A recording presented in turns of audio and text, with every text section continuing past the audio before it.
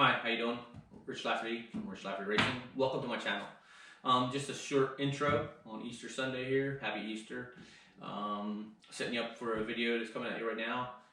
It's a GoPro, some GoPro footage from a student from a class I had not too long ago. Talk about a corner. We're just working a corner here and talking about the 3 ways I break it up: entrance, apex, exit.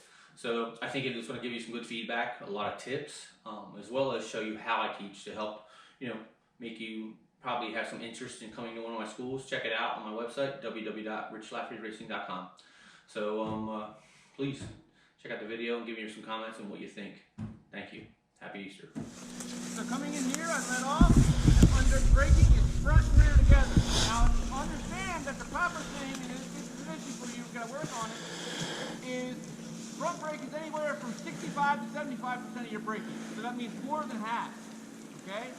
So front, and you're applying it with one finger, either your middle or your pointer. A lot of times if guys apply 2, they start to stab at it. There's no progression. Alright, so pointer or middle, relying on front brake just before lockup. Keep your foot tight to the bike, apply pressure, but you're not locking it up. What's the key thing you're doing that is helping you not lock up? Anybody? Pulling on the clutch? You're not pulling in the clutch, right? If you pull in the clutch under braking, it causes the rear wheel to do what? Slide. Huh? Slide? Slide, yeah, lock up, right? And the other thing is, if you pull the clutch in here, what does it do by the time I get to the turn, Mike? You're going to coast instead of... A lot of times it coasts, right? So a lot of times it coasts and it causes to stab at the brake another time, which a lot of guys have an instance to do too also at the apex. But also by pulling in the clutch here, it also stands the bike up.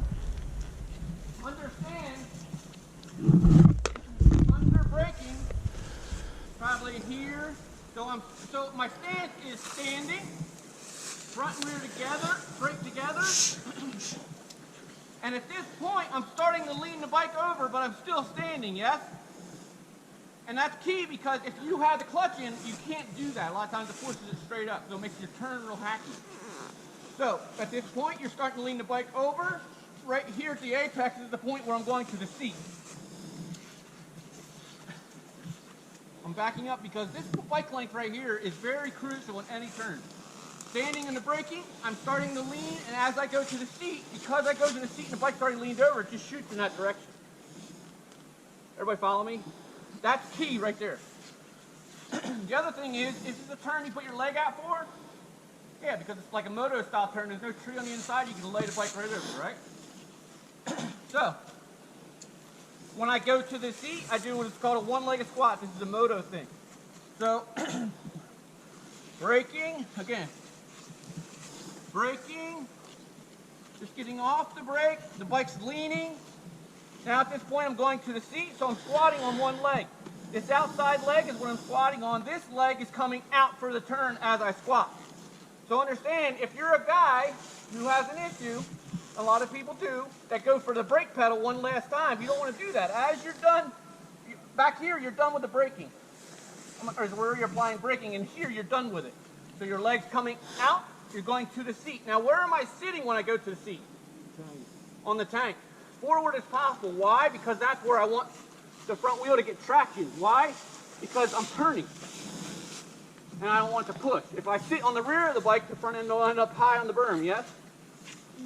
Alright? And then it's a simple just acceleration out. I feel like this is a downshift turn, but it's pretty fast too. So it's up to you to play with your gears there. The thing I always say with turns as far as downshifting, and I'm not, and not by saying this doesn't mean every turn in the woods you got to downshift for it. But you always ask yourself in reading trail, looking ahead, if you're going 4th gear down a road, which we are, is this a 4th gear turn?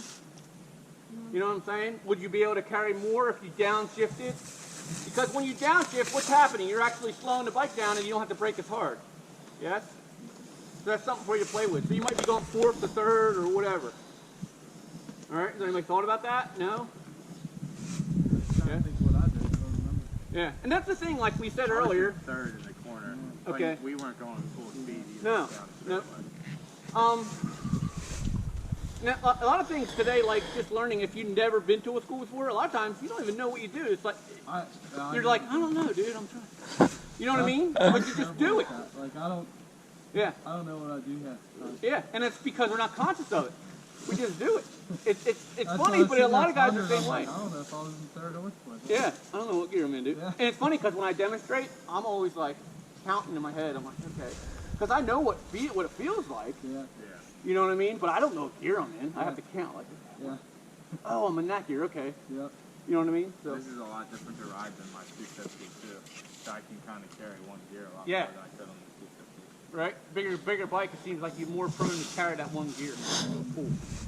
Understood.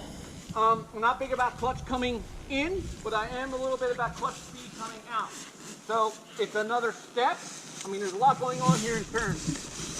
But right before you go to accelerate, it's a simple pull in just a little bit with one finger or two, whatever you use, to that engagement point, and then acceleration out. Now,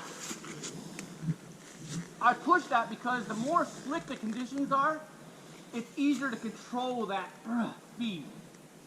Meaning, because a lot of times, if you just whack on the throttle here, right, and, you know, it's more prone, in my opinion, if it's slick, to just kick and do whatever it wants.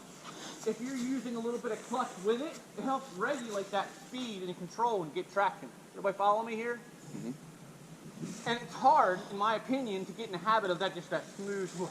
And don't pull the clutch all the way into your fingers. If you pull the clutch past the engagement point all the way in your fingers, it will cause the bike to coast.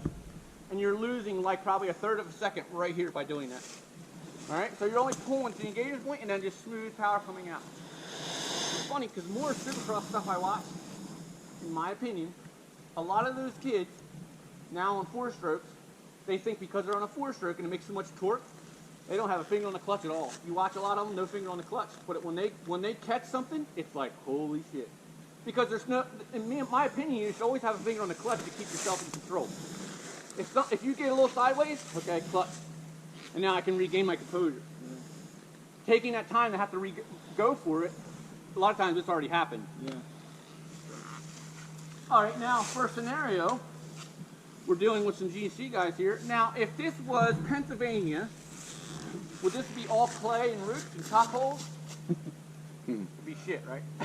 It's a, Terrible. Tom? one man's shit is another man's treasure. Yeah, I like that. But in saying that, and it'd be also 4-wheel or beat up, right? So it's polished or a rut, whatever's going on. Most times it's polished. So what I'm getting at is that clutch regulation is so crucial because that's where you're trying to get that grab and traction coming out. You just whack on the gas, the thing goes sideways, and you're just going to stop the turn. It looks fast, but are you in control? Not really. All right. Should I come through here a couple times? No. Okay. So his question was, where do we downshift? Okay. I always go for the gear shifter as I go for the brake, and I'm not saying at the same time, but it's a downshift and then brake with it, the brake right after it, because the downshift is also doing what? Just slowing the bike down. No clutch, just downshift, and then apply brake in this zone up to here. You know what I mean? A lot of times it's too hacky. Like if you go for the brake pedal and then downshift, it's like, whoa, you just slow down too much. Because by just braking first, you're going to brake as hard as you need to slow the thing down. You're not thinking, oh shit, I'm going to downshift. You've already downshifted. Right. So then you're just going to brake enough to slow the bike down the rest of the way, whatever needed to make the turn. Right, because if you downshift, it's going to go, Yeah. before you even hit the brakes. And that's the other thing too, for faster guys to understand too, and a good rule of thumb for practice later on is understand that if you have a turn like this, acceleration and then count in your head to 1 and then let off. Where you normally would let off, count to 1 in your head so you keep it on just a split second longer. A lot of times that'll breed more speed, carrying more speed into the turn. And you know you got it when you start overshooting the turn. All right, should I come through here and demonstrate what I mean a couple times as far as the one-legged squat? Does everybody kind of understand what I mean? All right. Make sure I do what I said, Roger. In your jacket.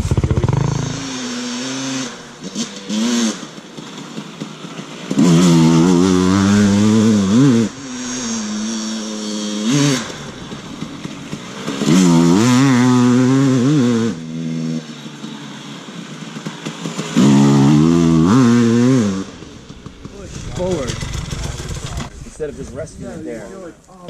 Okay, so did I do what I said? Yes, kind of. Any questions, comments? I noticed you had your foot, like the balls of your toes like that, so you were kind of pushing yourself, Yeah. leading with yourself. Okay, and I'm glad you brought that up. That's awesome. So, in saying this, though, it adds another step. So you're braking, right? You pay attention to this because it's something you think about too. So braking, right? Well, we're making a right-hand turn, so we're the brake side, foot's coming out off the brake pedal. But understand, so what I'm trying to say here is, you're braking, your foot's back, and now I'm going here, and then when I go out, this is coming out and off the brake pedal. Now the other side, like Mike said here, is more back to the apex. I'm sorry, apex. At the apex of your turn, my foot is more on the ball. Why? Because a lot of times that helps push me forward, like Mike said, still staying forward as I accelerate. But the other thing is, what does it do to the outside foot peg? Weights it. So the other thing is like, okay, let's really get technical here. A lot of times, as you see, we're going to talk depth standards again, it's polished and there's no berm to push against. Right? So and then it's a whole different scenario, meaning you're going to lean the bike over and sit on the outside of the seat. But the other thing is, weight that outside peg to help you get traction. But you also doing a berm turn to get traction all the way through it, especially once the bike once the bike straightens up, you get a lot more traction, in my opinion, just because you're applying that pressure to the foot peg. The downside is, I've only added like 17 things right here. Right? Yeah, but this is important. You see this all the time. Absolutely. And that being said, you know, joking aside, break it down to 3 parts. So and think about this. Your entrance number 1, apex number 2, and then your exit number 3. The entrance, in my opinion, is the most crucial because if you screw up the entrance, the rest of it's more or less going to be screwed up. So first, you're focusing in your practice here is your braking, okay? And then thinking about what you're doing, you know, okay, how much front brake am I using? Am I using enough? Am I using too much? And then you're braking as far as your rear brake control. It's something I want you to notice too. We might have to play with your brake pedal, okay? And then your stance is going to be where? I'm up out of the seat, but I'm also back, right? Now, as I go into the bike, I'm rolling my hands forward to get forward. So by the time I got to the apex, the second part of the turn, was I forward? So understand, if most people brake here, and when they go to the seat, they just stay here. Where am I? Towards the back? So then the front wheel starts to ride up high on the berm. So you exaggerate going forward, roll your hands forward and get forward. All right? And then that foot pressure to the outside, look into the exit, and smooth acceleration.